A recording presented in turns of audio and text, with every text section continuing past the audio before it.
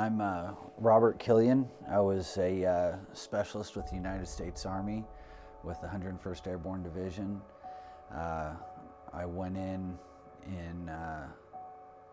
2003. I left for infantry school July 30th of '03. I originally went in the delayed entry program when I was still 16. Just waiting for my time to hit to where I was done with high school and everything. That way I could get the heck out of there and really just start doing what I really wanted to. Originally, my plan wasn't even to go into the Army. Originally, I was going into the Air Force. I wanted to be a PJ. I wanted to do pararescue more than anything. And I was set up to go and taken my ASVAB, got everything set up and ready. I had scored high enough for PJ, and I sat at the recruiter station probably 6 Saturdays in a row, like 4:30 in the morning, waiting for my Air Force recruiter to come and pick me up, and he never showed up. Well, after the 6th time, I said I was sick of it, walked into the recruiter station, and walked straight past the Air Force recruiter's office, and instead went over to the left into the Army recruiter. And I told him, if I show up on a Saturday morning to go to MEPS, are you going to take me? I'm like, yeah, why wouldn't we? At this point, my Air Force recruiter came in. He's like, what are you doing? He's like, you're going into the Air Force. I'm like, I was going into the Air Force six MEPS appointments ago. He said, I'm done with you. And so I decided I was going into the Army. And I don't know why I originally wanted to go into the Air Force so bad, other than the time that I spent as a cadet in the Civil Air Patrol. But my dad lifted me into a National Guard Humvee when I was 6 at the fair. And he said, breathe in through your nose and smell that. He's like, you smell that? If you go into the military, that's what everything that you will ever own will smell like. And I loved it. I don't even know why, but I really did. And from that point, I knew I wanted to go into the military just because of that smell. And I still have that smell in my nose every now and then out of nowhere. But when I went in, I went to Fort Benning, and I was in 30th AG for, I want to say, almost 3 weeks, waiting for in replacement detachment for our class to start. One reason that we waited so long for our class to start was we had one guy, I can't even reach high enough above my own head to describe how tall this guy is. But he was massive. This dude was huge. He had to get his boots custom made, his uniform custom made, and everything. So we were waiting for basic just because this big old dude, and he had already been there for like 2 months waiting. And his dress greens were massive. We took and we set all of our dress greens on top of his to see who was the closest in size to him, just because looking up at the guy, it's like, nobody can compare to the monstrosity of this guy. And I remember one time there in basic training, infantry school. In the infantry, at least at the time, you didn't go to basic training. You went to OSA, one station unit training, infantry school, 14 weeks straight. But there about week 8, I think it was, I was just losing my mind. And this big old dude, Bremer, he was standing there talking to me, and I just broke down. And I was getting really homesick. I'd never been away from home anywhere near this stretch of time. Longest I'd been away from home my whole life would probably have been like maybe a week, actually. It was when my grandparents took me down to Florida on vacation when I was little. But he's like, you gotta get it out, man. He's like, hit me. Come on, hit me. And I just wailed on his gut, which was right here. And he just stood there and he just took it. and this drill sergeant saw it from the side, and he starts to come over, and this big old dude, Bremer in basic training soldier, just waved that drill sergeant off, and that drill sergeant just stood there and let it happen, and then he grabbed a hold of me. And I don't think there was a single time there in basic training where, or I don't think there's a single one of us there that didn't end up having a breakdown at one point or another. And he was always the guy that took care of us when we were dealing with that, always was. But this was 2003. The war had kicked off really just in the past year. I mean, since 2001, we'd been sending small operations units over, but I mean, we really kicked off the war just about a year before that, and we all knew that we were getting ready to go, and stress was really high. And I remember there at week 11, we did our march. My parents had sent me, who are both prior military, had sent me a bag of gummy bears.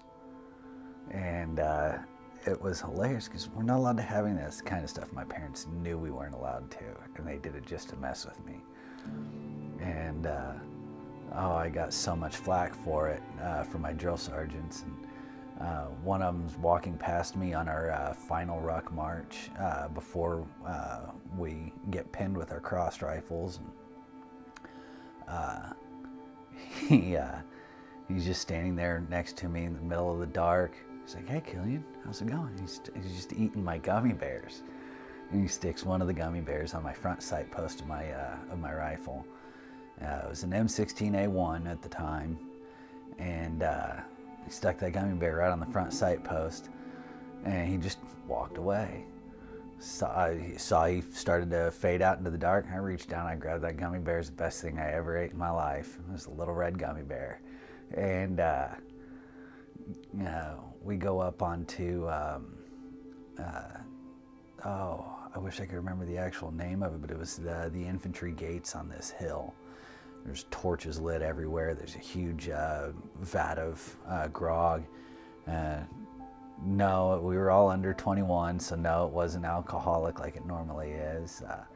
But we all dipped our canteen cups into it, and we stood there in formation. We're hearing all these drill sergeants read these quotes and these historical items, and just these really awe-inspiring, really just motivating and hardening things to us from history, including two of my absolute heroes, Shugart and Gordon, who both died in a helicopter crash rescue mission in Somalia, in Mogadishu.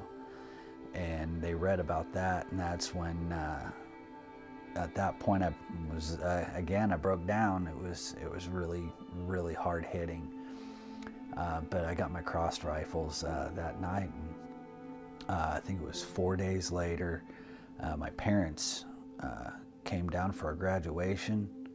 No, sorry, it was like 4 weeks later. My parents came down from graduation, and the day before our actual graduation, we do a turning blue ceremony where they give us our infantry cords. And if we have a family member that comes down, we can have them put our infantry cord on us. Or if we don't, we can have a drill instructor do it for us. And actually, I've never worn this one since my parents put it on me. My dad put this on my right shoulder, and ever since I've never worn it. This is the one item from my time in the Army that I've never gotten rid of. You hit hard times after you come back. It's really hard to reacclimate afterwards, and you end up selling a lot of your stuff. I sold my uniforms, sold all of my random gear that didn't have to get turned in, and I did that just to make ends meet. I may have gotten maybe $4 for this guy, but still it was $4 that I couldn't bring myself to get for an item. And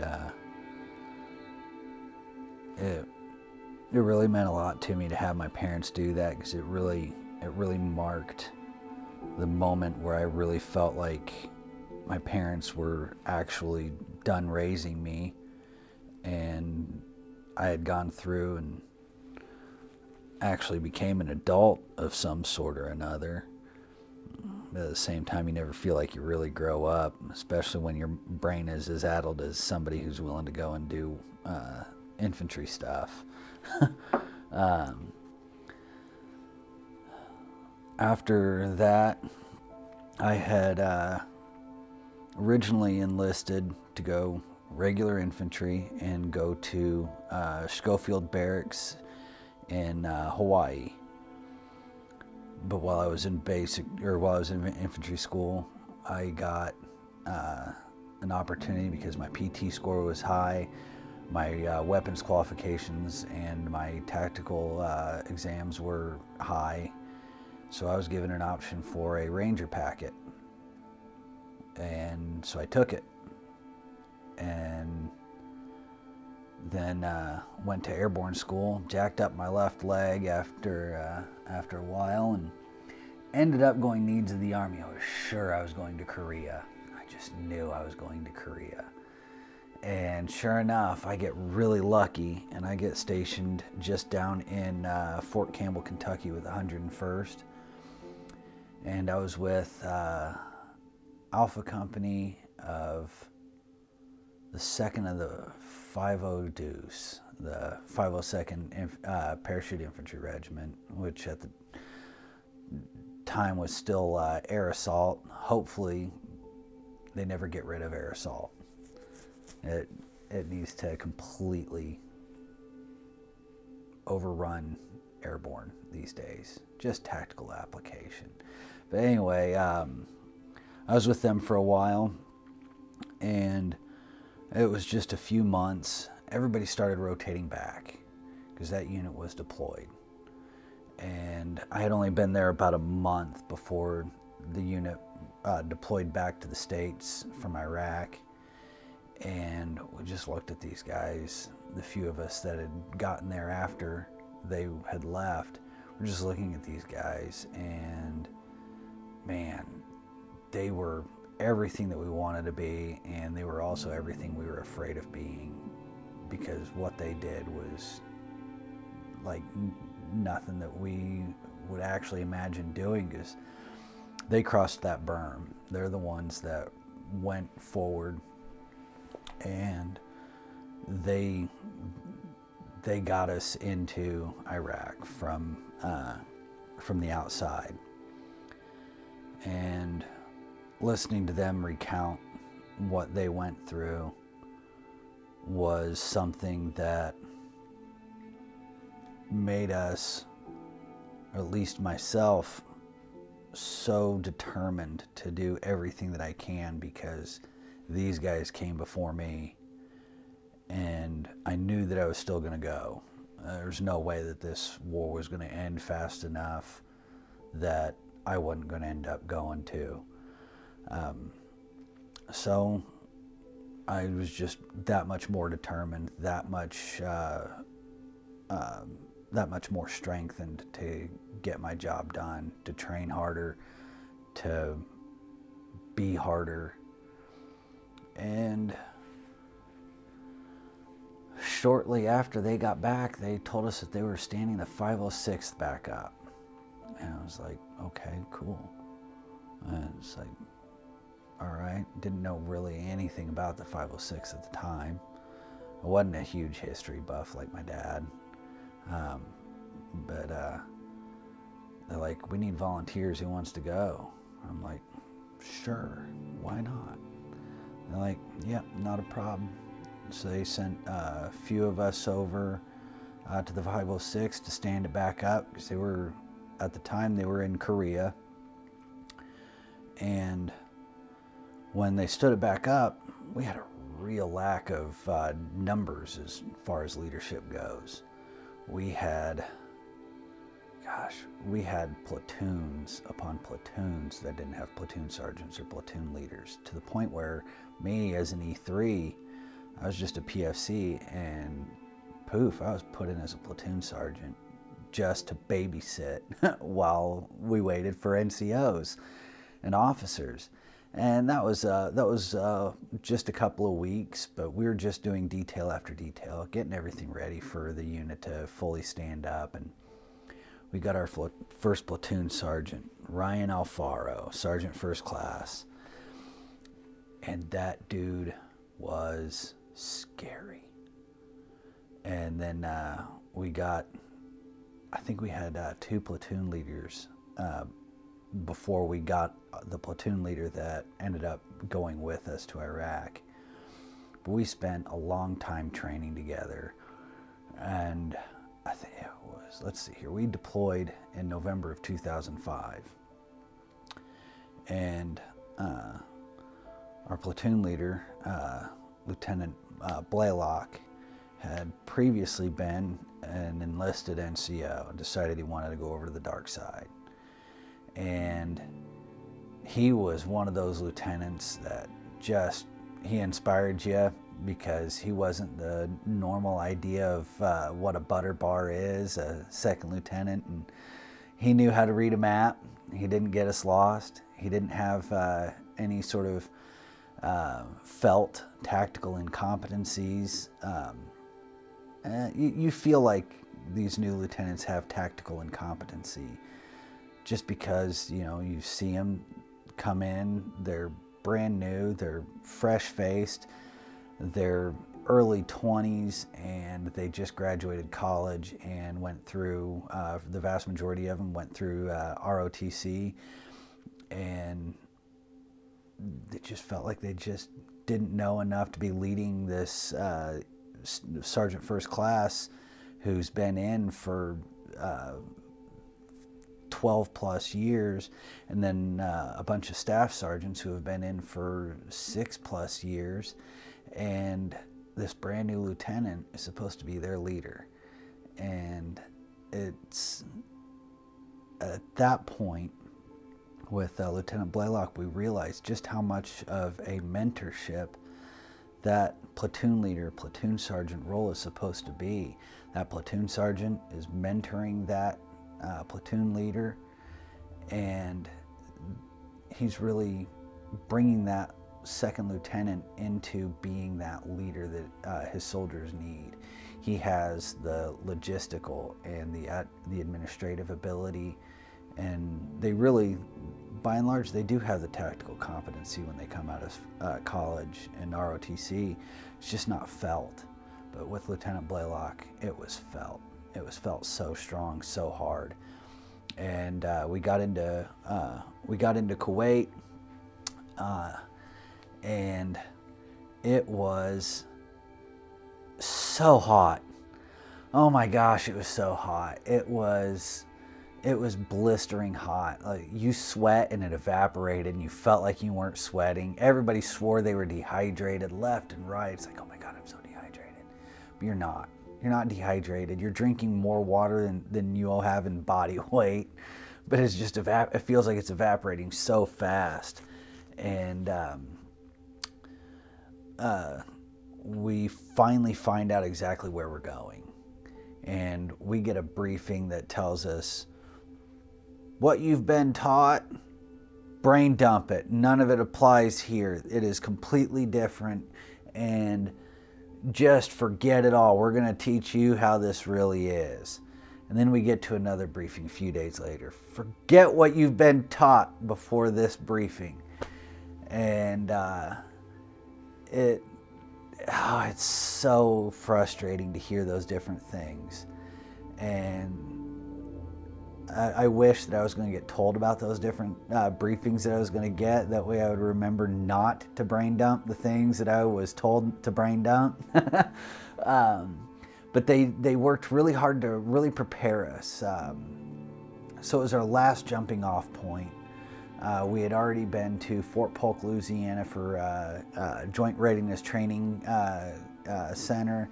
in order to get all of our evaluations, really get as close to a real world scenario as we can, living in an outpost and performing missions day and night. And then we go through Kuwait, and it's shoot house after shoot house after shoot house, training, prepping, going through gear, re-going through gear, making sure that when we get a new operation that's given to us, we've got what gear we're going to need, we got what we think we might need, and then we've got what we feel is a backup to what we need, just in case. And then we get into Iraq.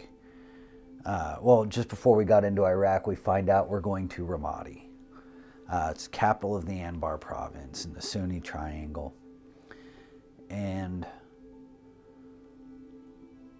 we're trying to find out exactly what in the world Ramadi is. We know it's a city, and we know we're going to somewhere called Camp Corregidor and Cop Corregidor. Not even both of them combined are big enough to even call a FOB or a forward operating base. Camp Corregidor was really small, and Cop Corregidor, which is just on the other end of the or other side of the MSR, the main supply route going through. I want to say it was called Route Michigan. I think I'm right, but I just might not be. But I'm pretty sure it was Route Michigan, and you could walk straight to them, no problem. But we had to coordinate like crazy because we did have to go outside the wire just in order to go to the other side of our camp. But my platoon, which was a second platoon, called the Maniacs of Able Company of the 1st Battalion of the 506th, and the whole battalion was known as Task Force Red Currahee. We were branched under SOCOM. We had a group of SEALs with us quite a bit of the time, one of which throughout the deployment was with his SEAL team, and he got up out of his prone position on a balcony. He had just gotten up. He was standing in the doorway, and a hand grenade falls and lands right smack where he was laying. Somebody had lobbed up a hand grenade. Michael Mansour could have easily just turned around into that door. Didn't need to jump, didn't need to dive, didn't need to do anything. He could have just shifted his body behind that wall and he would have been perfectly fine. But he embodied everything that a soldier and a hero is. And instead of just making that simple rotation, he made the split, not even decision, just instinct to go and jump on that grenade. He died of his wounds and was posthumously awarded the Medal of Honor. And he drove us from that point. He drove us like crazy to do everything. I mean, absolutely everything. But early on in the deployment,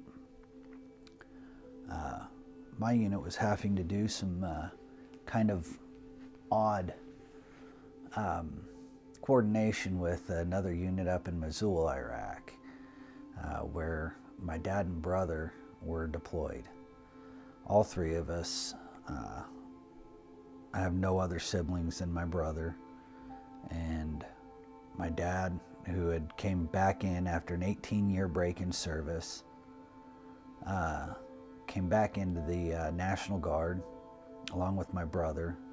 So my brother decided, I guess, that if his little brother was going to go, he was going to go. And my dad said, you know what, if my kids are going to go, I'll see if I can go. And he was sure that they wouldn't take him, but they did. They both ended up in Missoula together while I was down in Ramadi.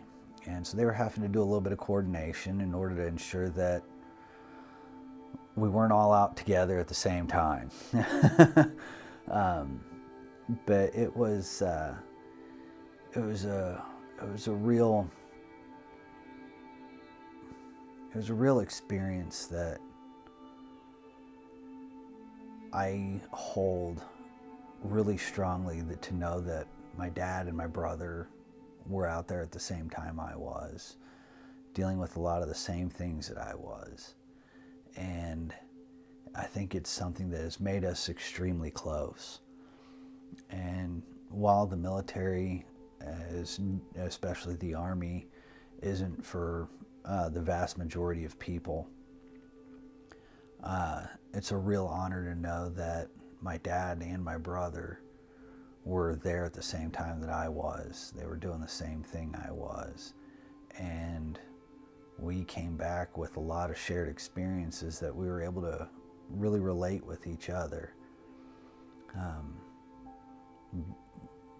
We got our combat infantry badges really early on in our deployment. Our first firefight came in the first little bit of our deployment. And I remember sitting in the truck on the gunner's hatch with a Browning M2 50 caliber machine gun. And there were 3 people down at the end of the road. It was a pretty decent ways down, and they were wearing all black.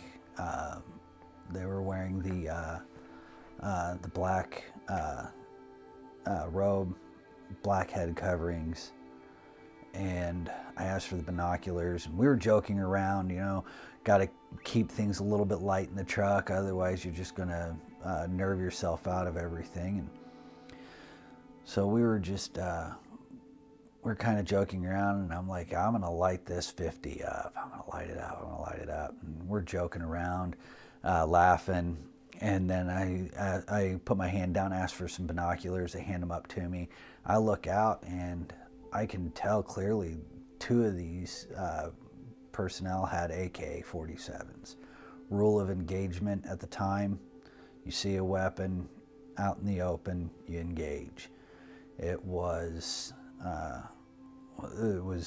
termed at the time period, it was termed as the Wild West of the Middle East.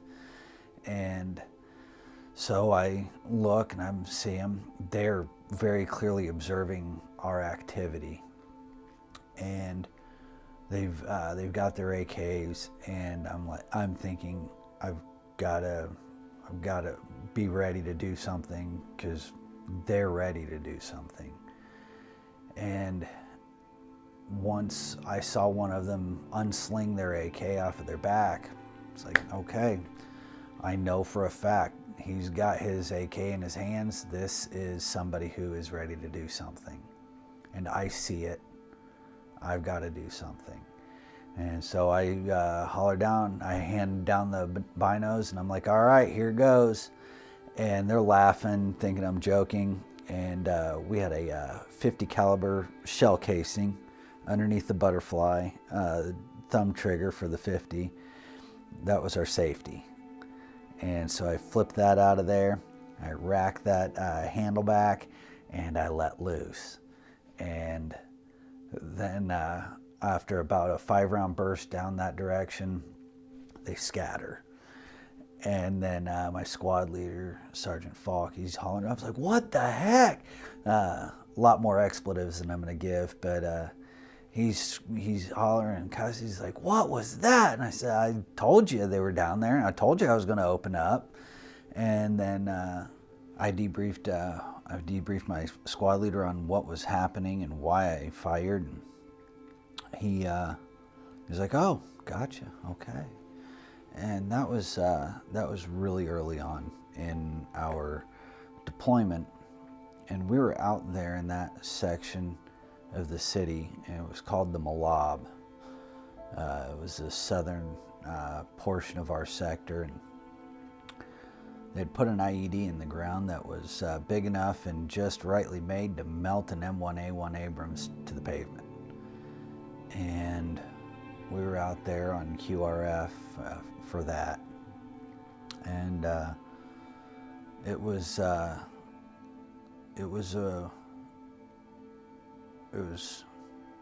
really my first intro to really what combat is. We had been on several patrols before that, but I really feel like those early patrols, they were just figuring us out, just kind of looking at us, watching us.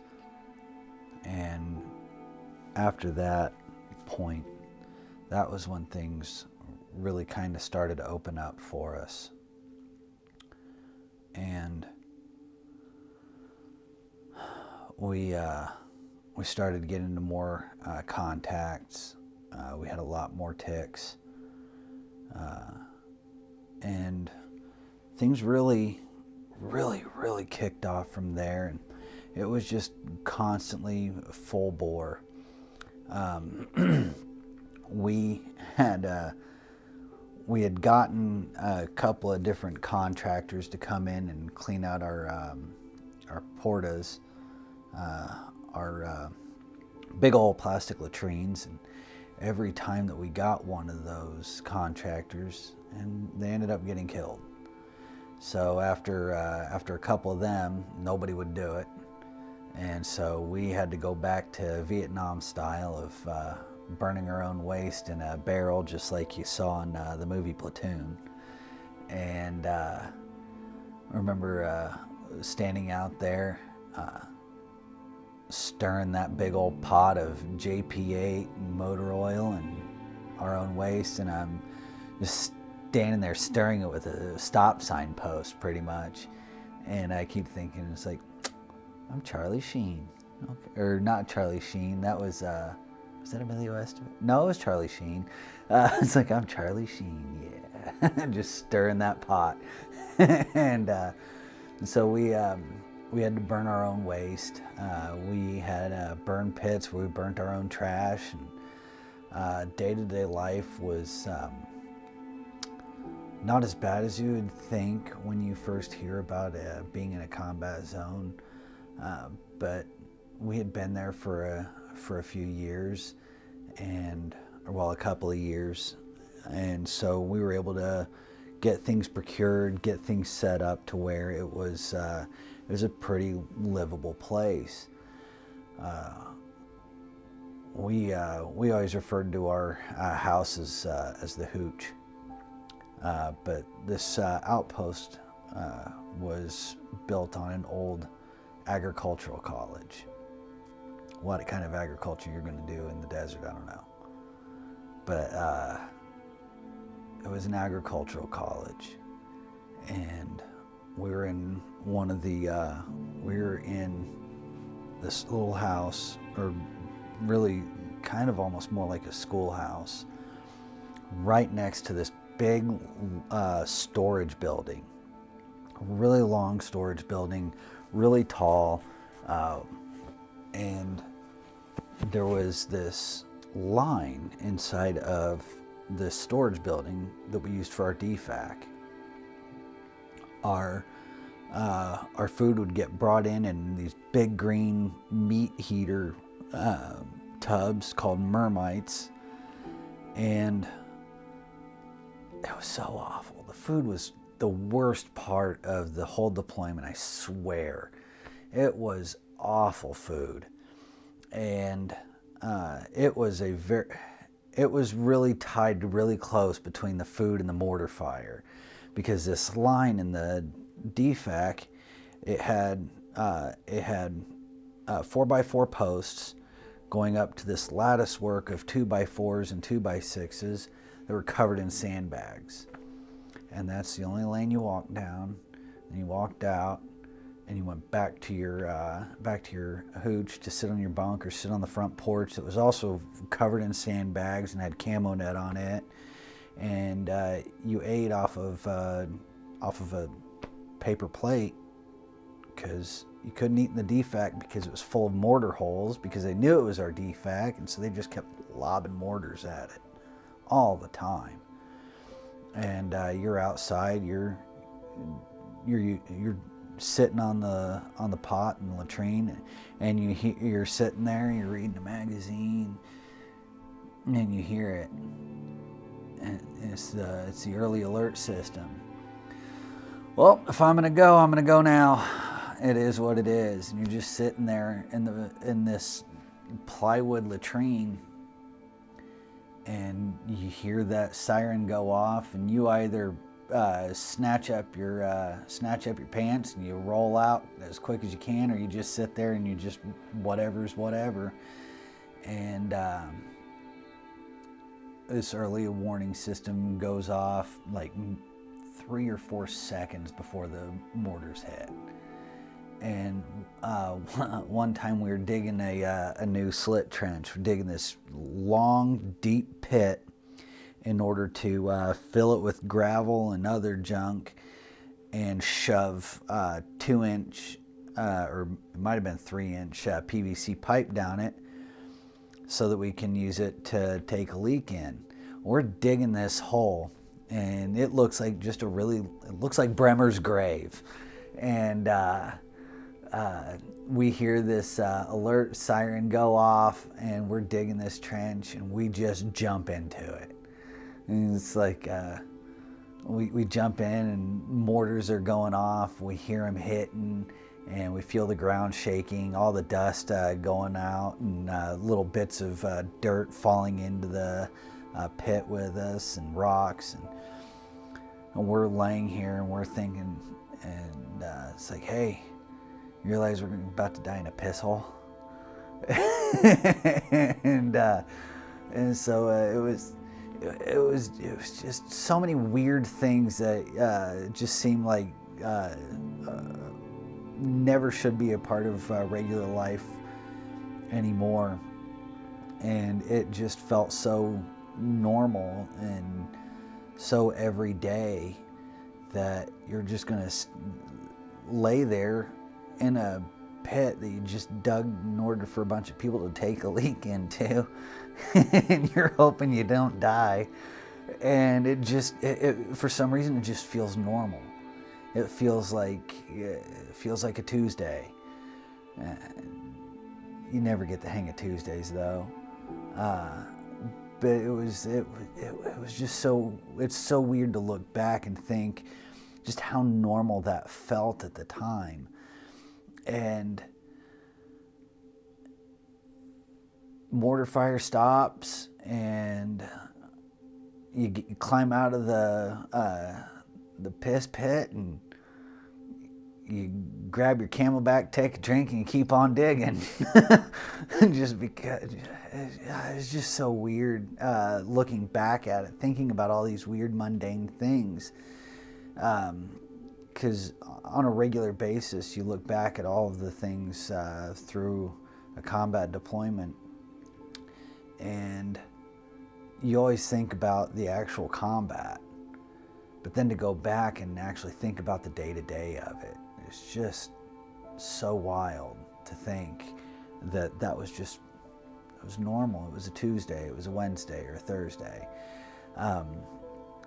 But things got a little weird at one point. We were out on this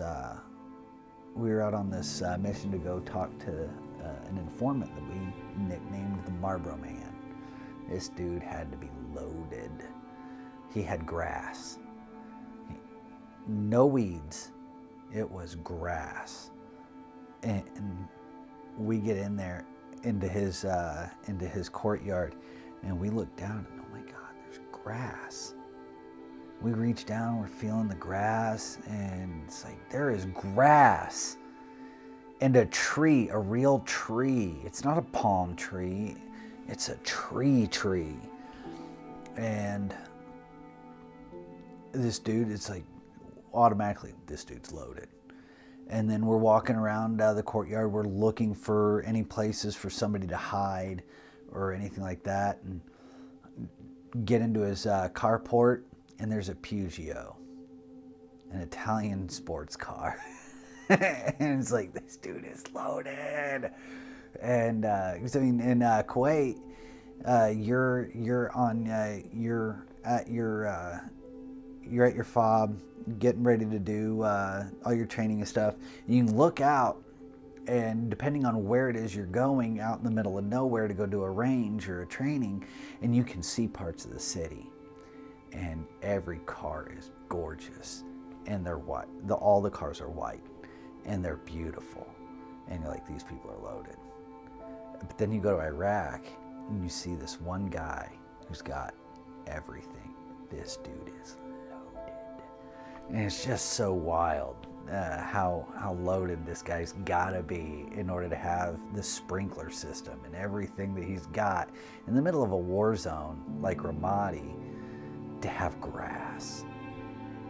And it's like, wow, who is this dude that his house doesn't even have a bullet hole in it? Everything has a bullet hole in it. This dude's house does not have a bullet hole in it. Well, so we're out there for a while. We're watching doorways out of the courtyard. We're pulling security, but every now and then you just got to go down and feel that grass. Oh man, it feels like America. And then you come back up to your rifle and you're scanning your sector. It's like, oh, grass. I haven't seen grass in forever. And so it was just it was so wild. Just I could spend hours just talking about this dude's grass, because it was where it was. It just shouldn't be grass. But we went to I can't tell you how many patrols. There were several days where we did multiple different missions, and sometimes it felt like we just created patrol missions just to go to the actual market out in the city so that we can buy cigarettes and whatnot, because we didn't have squat. We had one little shop on the actual camp ran by a local, and half the time you couldn't get what you wanted unless what you wanted were stale cigarettes and Wild Tiger. Wild Tiger was the bomb. And it was like, our idea was, this is Jordanian Red Bull, but it had nicotine in it. It was amazing. It was awesome. You can't get regular Wild Tiger here in the States. It's all watered down, no nicotine or anything cool in it like that. We ran off of Rip It and Wild Tiger. Nicotine, and that was it, man. We ran on Wild Tiger, Rip It, nicotine, and hate. But there was one mission that is just insanely vivid to me. It was really aptly named Operation Fight Club. And we staged our vehicles at one of our observation posts that we called the Ramadi Inn. It was this big old hotel, and it had previously been hit with VBED, a vehicle-borne IED, and it was in a dump truck. Engulfed the whole building in flames, rattled and shook and shattered glass forever around it. And it was leaning over. The rebar supports were all exposed, and we spent about every 2 weeks, we spent a week out there. So 2 weeks back, 1 weekend, or 1 week was running patrols, 1 week was running security and guard duty, and then the next week was at the Ramadi Inn. After a while, we created a new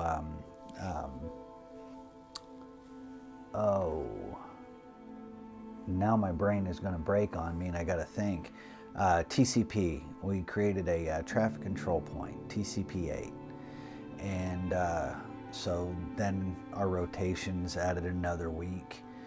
But we were at this Ramadi Inn. We'd staged our vehicles there because we don't like being in our vehicles. We hate being in them.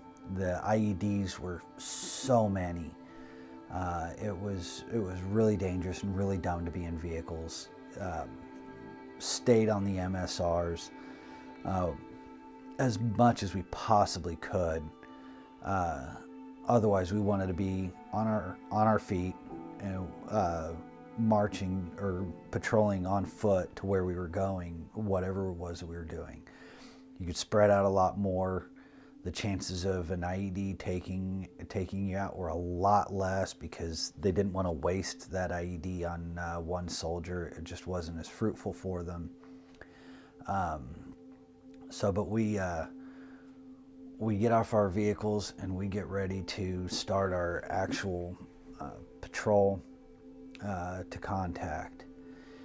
45 minutes of actually being in the area and all hell starts to break loose. We're on a rooftop pulling Overwatch security, and we start hearing rounds just cracking on the brick walls around us. And my squad leader making a joke, you gotta laugh at it or you're gonna lose your mind. And he's like, hey, if they're shooting at us, they need to cease. They gotta cut it out. He's just making a joke on the radio. And so we can't pull security from this rooftop because the walls are too high around us. And so me and one of the other guys, we scurry over the wall. I was a machine gunner. I had the M249 saw, so I was pretty heavy on covering fire. And we scurry over that wall and we can see it. We can see where it's happening, but we have too many friendly forces down towards where we were being engaged from, so we couldn't engage from where we were at. So we come down off of that roof, leave that building, and then we go to the next building. And I get placed on this old metal box on a balcony. And I'm sitting there, I'm watching, and this bullet cracks right in front of my face on this wall, knocks up concrete dust into my face, and just caught me out of nowhere. And for a split second, I thought I'd caught one in the face and I just didn't know it yet. But afterwards, I hooped and hollered because, just got shot at. He sucks at his job and I'm still here. I ended up engaging and killing 3 enemy targets on that patrol from that rooftop. And we start our exfil out of the area, and we are running, dead out, running to get back to the hotel so that we can disengage. Our mission had been completed, and we're beating feet to get out. And this entire time we're under heavy fire. And we get to this intersection, and their streets are really odd because courtyards on every side of them with tall walls, and almost all of them are cinder block tall walls. And we get to this corner, and one of our guys lays down, giving suppressing fire up this street, and we've got to get about 100 meters down the other street, and it's just nonstop fire down the street. It's like, hey, we need somebody to run this street to that next intersection in order to give more cover fire for us to move more people. And I pop over to Sergeant Alfaro, and it's like, where do you need me? Where do I go? And so I'm running down this street in full body armor and my pack, my 249, and I feel like I am outrunning Olympians.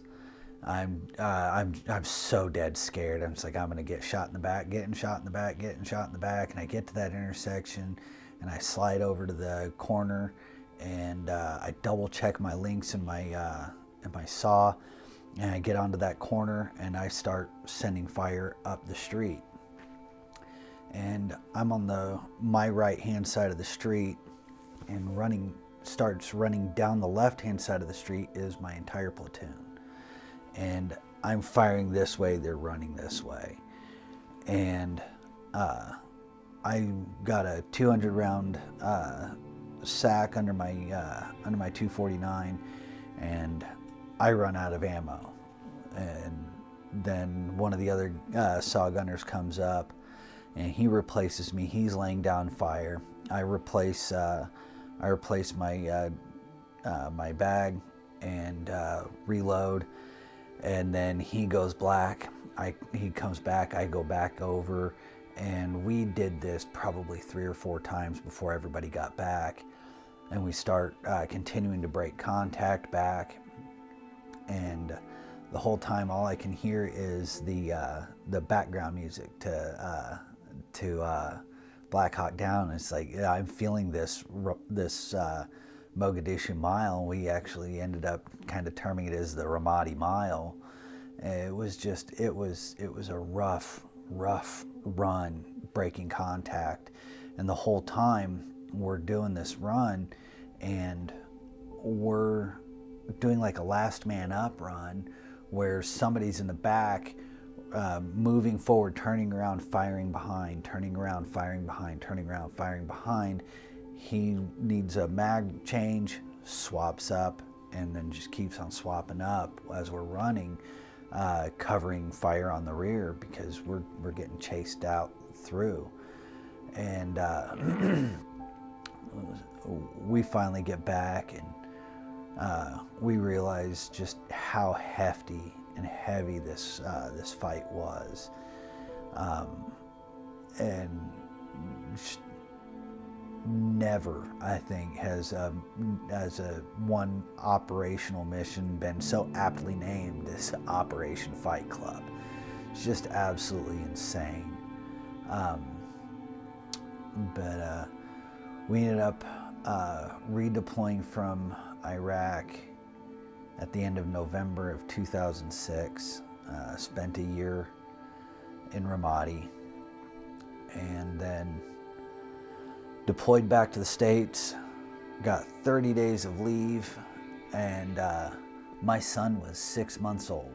I had never met him yet, and got my 30 days of post-deployment leave, and immediately after that 30 days of post-deployment leave, we hit the training cycle again so hard. We knew we were going to go back somewhere, and ended up in 2007 in December getting deployed to Afghanistan. Same unit. The majority of us were the same guys from Ramadi, and we're going to the Tagab Valley in Afghanistan. Afghanistan,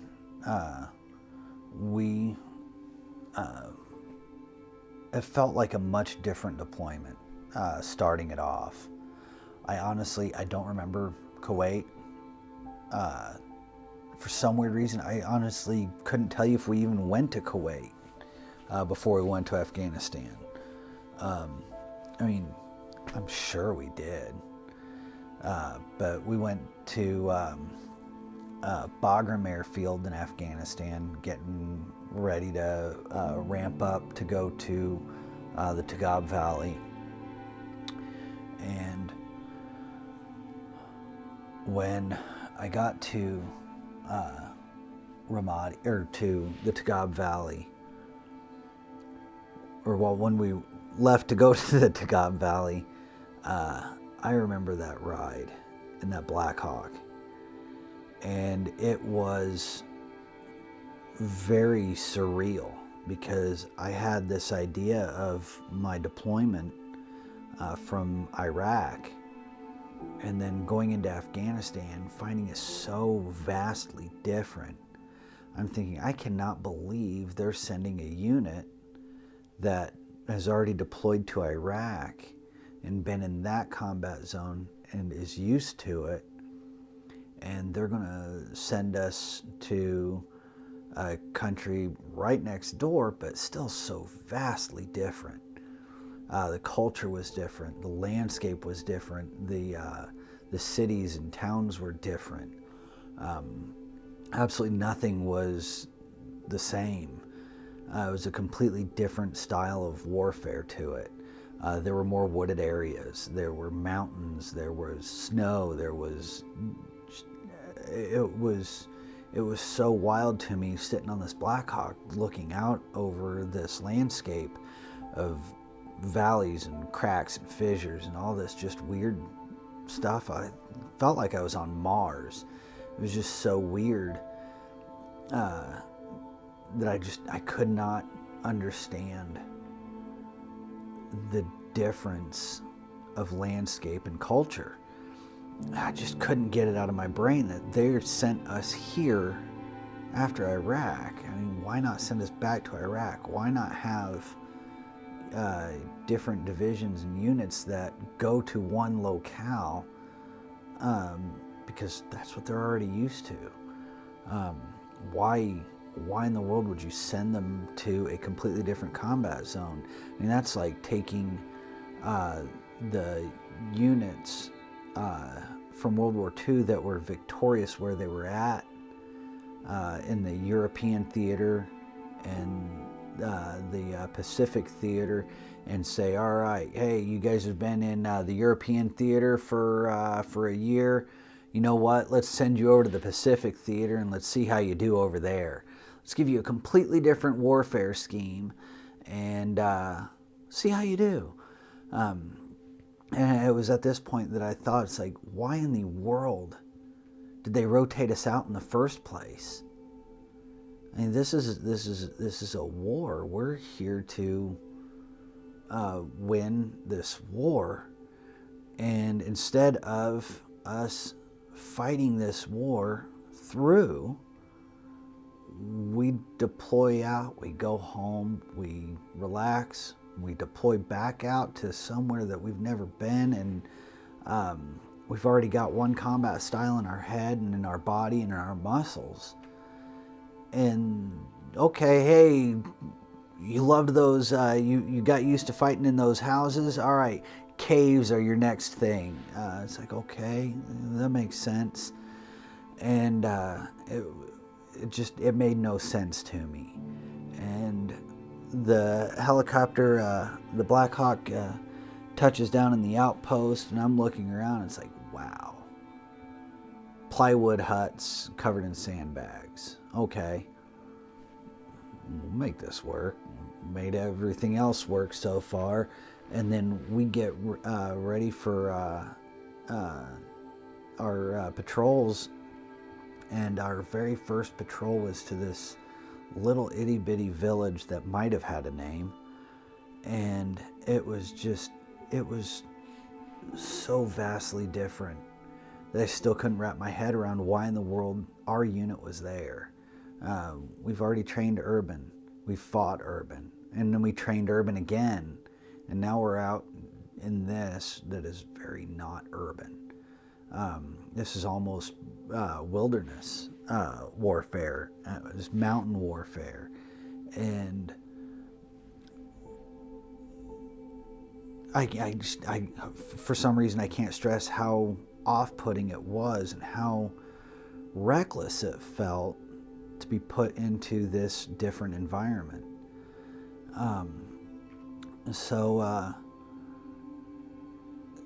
Sitting in this village, I mean, it didn't even feel like we were pulling security. Even though we were, it didn't feel like it. You just can't wrap your head around this change. And I wasn't in Afghanistan for very long. We were on a patrol. It was a mounted vehicle patrol, and we're in a minor tick, and just getting pop shots taken at us, and we don't have very good communication with our outpost off of our vehicles. So I'm going to go to the back of our Humvee grab my Manpack radio out of the back of it, and it's got this huge antenna called a long web. And on the bottom of this antenna is this big industrial strength spring. And it gets caught underneath the IED jammer. I'm pulling it out, and the spring bends all the way back. And the absolute most embarrassing point of my entire military career comes up at me faster than I can see it and rockets me in the left eye. And I no idea what in the world just happened. I'm on my back, and Doc is looking at me, checking me out, and I can't see anything out of my left eye. And it's bleeding out of the eye socket. And about 10 days go by, and I'm still at my outpost in the Tagab Valley. And somebody comes down from Bagram Airfield in order to check out our aid station and sees me with this bloody gauze pad on my eye. And he's like, what the hell is that? And so I tell him what happened. He's like, get your stuff, get in my bird, you're going back to Bagram. So I inform my platoon sergeant and my CO and go back to Bagram, and I see a ophthalmologist. He's checking out my eye, and he's like, dude, he's like, if you had been here within like 24 hours of this happening, could have given you a steroid eye drop, and your eye would have been fine. He's like, but dude, it's toast. Your eye socket's been swollen for so long, pinched off your optic nerve, it's fried. And he shows me a brief little video of my eyeball, and my pupil looks like a frickin' amoeba under a microscope. The outside of it is swimming around. My pupil won't even stay round. It's just going kind of haywire. And so he sends me to Germany and go to Landstuhl, Germany. And I'm there for 2 days, and this doctor looks at me, he's like, I don't know why they sent you here. He's like, dude, I can't do nothing for you. And so then I get sent to Walter Reed Army Medical Center in DC. And I spent about a month and a half there. And that place, I had heard horror stories about how bad this place is, that soldiers would rather die than sit in that place. And I had none of that experience there. We were really well taken care of. I mean, absolutely amazing care was given to us there. And they even paid for my girlfriend and her daughters to come out and stay with me. Put us up into a hotel, and got us all kinds of vouchers and things to go do stuff while they're there. And it was about a month and a half of doctor's appointments once a day. And then other than that, I was just set to recuperate, to wind down and get ready to go back to Campbell. And so we got to go do all sorts of things throughout DC. And then our van ended up breaking down in the middle of traffic, and we got towed up to an AMCO, and this guy named Lauren. No, his name was Jan. His name was Jan at this AMCO station. And he's like, I can rebuild your transmission. I'm like, oh, geez, how much is this going to be? He's like, it's about $3,000. I'm like, dude, I can't afford it. And he's like, I'll tell you what, be back here in 3 days. We go back in 3 days, and he's got our van fixed. He rebuilt our transmission. I'm like, dude, I don't know how I'm gonna repay you. I said, I can't afford it. He's like, it's on the house. He's like, we got it. Don't worry about it. And my girlfriend and I, we just broke down. It's like just this absolute awesome kindness to us in DC to get our transmission rebuilt. Well, I ended up going back to Campbell, and I'm getting ready, surprisingly enough, to redeploy back to Afghanistan. And I have one ophthalmologist saying, okay, he's like, I can't see anything wrong. Got another ophthalmologist who's like, dude, your eyeball's fried.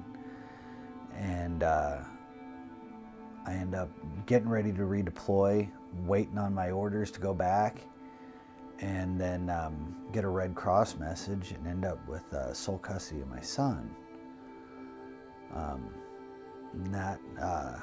At that point, I didn't really have anybody that could take care of him while I was gone. And so I ended up out of the Army as a single dad. And it was absolutely heartbreaking. I had been in for just under 6 years, and I was a single dad, and I had gotten transitioned out so fast. I had no idea what in the world to do with myself. I had no idea how to take care of this kid. I had no idea how to do really anything. I graduated high school and went into the Army, and I was planning on being there until I was either dead or too old and too broken to be able to do anything. And it was my entire plan to retire out of the Army. And trying to transition back was so much harder than actually being in. It was harder than being in combat. It was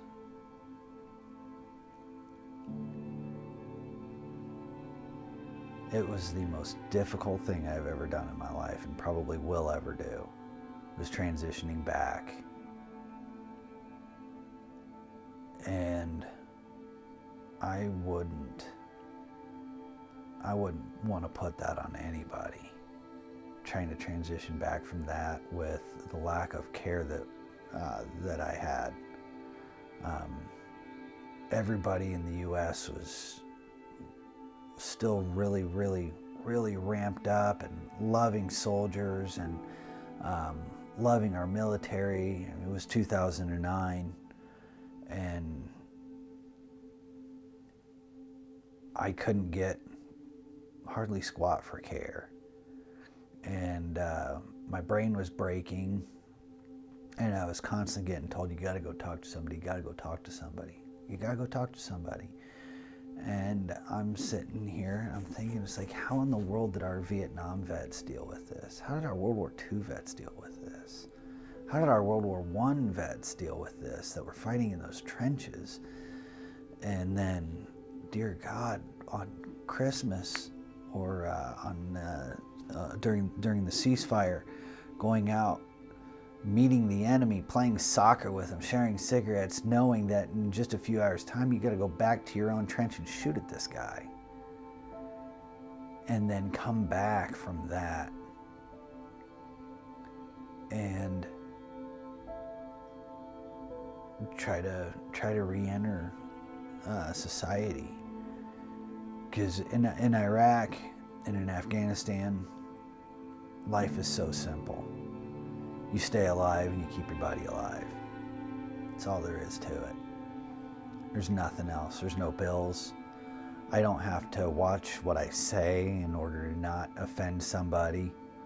I don't have to worry about breaking the law. I don't have to worry about really anything. I mean, yes, there's law by all means. There's law. The Uniform Code of Military Justice is very black and white, very strict. But as long as you're a decent human being, all that you have to worry about is staying alive. But you come back to bills and to people that have no idea what you've done, where you've been, or what you've been through. That's the hardest part about combat, is coming back and just hating everything. And for the longest time, I hated everything. everything. And there's a lot of that hasn't gone away, especially when it comes to myself. There's a lot about me that I hate. But that transition back without any help other than being told you got to talk to somebody. But then you go to try to talk to somebody and there's nobody there. There's nobody there. And you finally do get in with somebody and they just tell you it's gone now. You're not there anymore. It feels like they're telling you that because you're not there anymore, it's not a problem. Why are you dealing with this? It took several years and several providers in order to finally find somebody in the VA that said, yeah, dude, that sucks. Tell me about it. What do you need? What can I do? And it was nightmarish. And I had these just reoccurring nightmares just every night. And the ones that messed with you the worst are the ones that didn't actually happen, but the ones that you were constantly fearing happening. Everybody in your unit dying in this dream where you're not supposed to be able to watch yourself die. If you die in a dream, you're supposed to wake up just before you die, supposedly. Otherwise, if you die in your dream, you die in real life. But I've watched myself die so many times in my dreams. And to go that many years just being told that it's all in your head, you're fine now, you're out, doesn't apply to you, get over it, was just absolutely wrenching to the point where you just want to end it. And it's no wonder that our veteran suicide rate is so high. We're getting told left and right that we've got to talk about it. We've got to talk about it. And you go to somebody to talk about it and tell you you're stupid, you're crazy, it doesn't matter. And it took so many years. It wasn't until probably 2016 or 2017, maybe 2018, that I actually got somebody that really gave a care about what I was dealing with and what I was doing. And he was constantly pushing for me to work and fix myself. And he never referred to it as fixing myself. He never told me I was crazy. He never told me I was dumb or stupid or to get over it. He saw that I had a real problem. He took care of me. But these providers that we have in so many places just don't get it. And it's the worst of it, because you're deployed. You got this group of guys that you've known for a few years, and you have the weirdest jokes. The weirdest things happen. This one guy, Mendelera,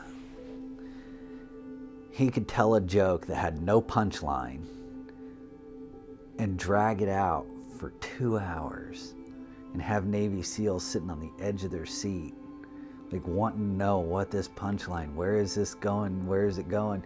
And then he dies. There's no punchline. And you're just awestruck.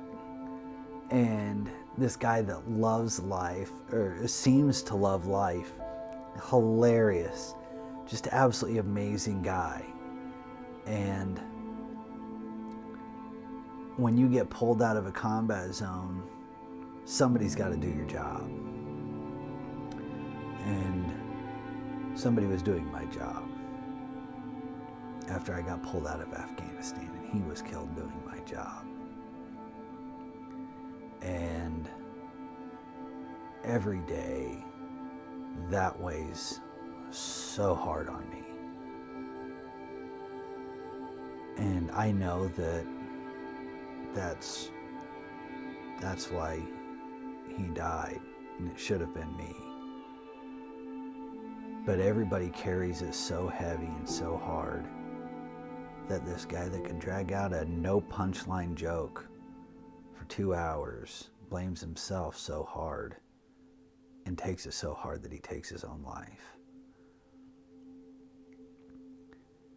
And you get to the point where you're so tired of hearing about your brothers taking their own lives that you just stop talking to them all because you don't want to know. And it's all because we have such a broken medical system within the veteran community. And nobody can get any freaking help. So we have soldiers left and right taking their own lives because they're told to talk about it, and they're asked nonstop. And they don't have anybody to talk to. We don't talk to each other about it. I don't really know why we don't talk to each other about it, but we don't. And we end up in a situation where our demons win our fight over us.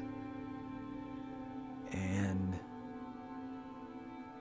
we just don't have what we need. And you look at these soldiers from World War II and World War I, and afterwards, you don't know at this point how many of them took their own lives. But you know it can't be as high as it is now, because when you look back at the draft for World War II and the enlistment rates, you actually hear more stories of people that can't go in, that got disqualified medically, taking their own lives. And it's a complete 180 now. I have so many amazing memories of the guys that I was with. They drove us all. We all drove each other really harsh, really hard, really strong. I had some of the best friends I'll ever have there. I don't talk to any of them anymore. And I don't think any of us really talk to each other at all anymore. And it's not because we don't have anything in common anymore. It's because, at least for me, I don't want to know what's about to happen to any of us. I don't even know how many of us are left for my platoon.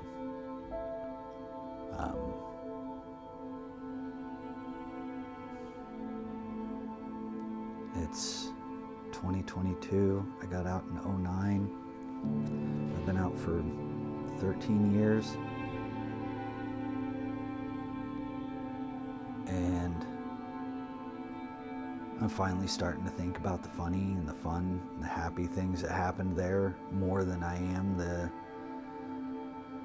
bad and the scary and the detrimental. And that's because I got lucky with the provider.